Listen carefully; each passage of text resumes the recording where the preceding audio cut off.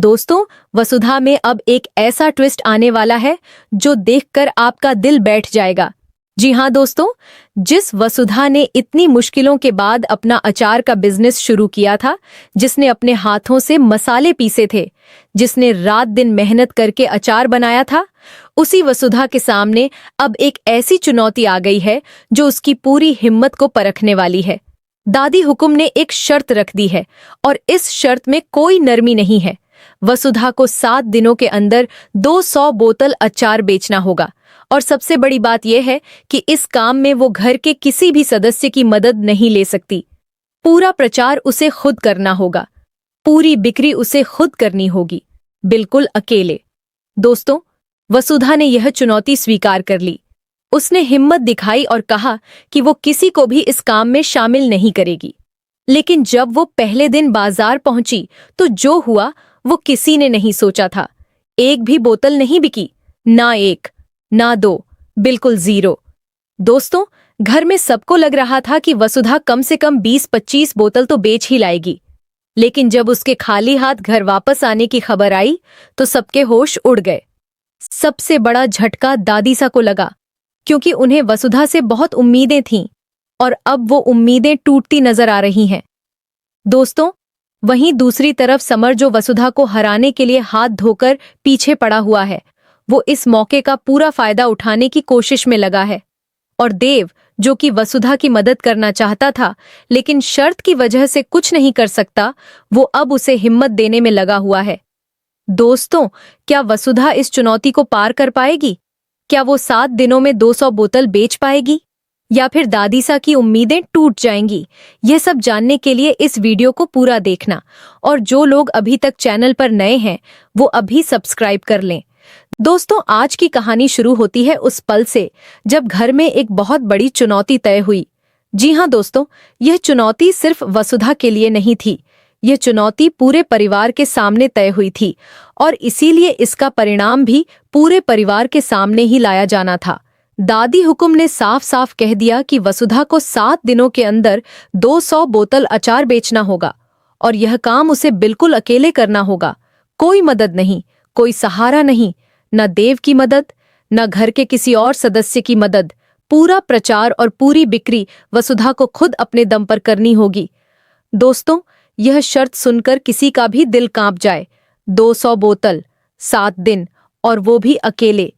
यह कोई आसान चुनौती नहीं थी, लेकिन वसुधा ने बिना किसी हिचकिचाहट के इस चुनौती को स्वीकार कर लिया। उसने दादी हुकुम के सामने खड़े होकर कहा कि ठीक है, मैं किसी को भी इस काम में शामिल नहीं करूंगी। दोस्तों, यह वो वसुधा है जो कभी मुसीबतों से डरती नहीं, जो हर चुनौती को एक मौके की तरह देखती है, और इसी हिम्मत के साथ उसने अपनी अकेली कोशिशों में जुटना शुरू कर दिया। दोस्तों, देव यह सब देखकर बहुत परेशान था। वो चाहता था कि वो वसुधा का साथ दे, उसकी मदद करे, उसके साथ बाजार जाए, लेकिन शर्त की वजह से उसके हाथ बंधे हुए थे। वो कुछ नहीं कर सकता था, सिर्फ देख सकता था, और यह देखना उसके लिए सबसे मुश्किल काम था, क्योंकि जिस इंसान से आप प्यार करते हैं उसे मुश्किल में देखकर कुछ न कर पाना बहुत तकलीफ देता है। दोस्तों, जब वसुधा पहले दिन अचार बेचने के लिए घर से निकली तो उसके मन में एक उम्मीद थी, एक भरोसा था कि वो कुछ न कुछ जरूर बेच लेगी। लेकिन जब वो बाजार पहुंची तो वहां का माहौल कुछ और ही था। लोग उसकी तरफ देख तो रहे थे, लेकिन कोई भी उसका अचार खरीदने को तैयार नहीं था। दोस्तों, यह देखकर वसुधा को समझ नहीं आ रहा था कि आखिर गलती कहाँ हो रही है। उसका अचार तो अच्छा था, उसकी मेहनत में कोई कमी नहीं थी, लेकिन फिर भी कोई उसे खरीदने को तैयार नहीं हो रहा था।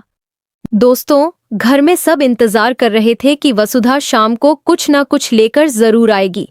सबको लग रहा था कि चलो ज्यादा नहीं तो कम से कम 20-25 या 30 बोतल तो बिक ही जाएंगी। लेकिन जब वसुधा घर लौटी और सबको पता चला कि एक भी बोतल नहीं बिकी तो पूरे घर में सन्नाटा छा गया। दोस्तों, सबसे बड़ा झटका दादीसा को लगा, क्योंकि उन्हें वसुधा पर बहुत भरोसा था।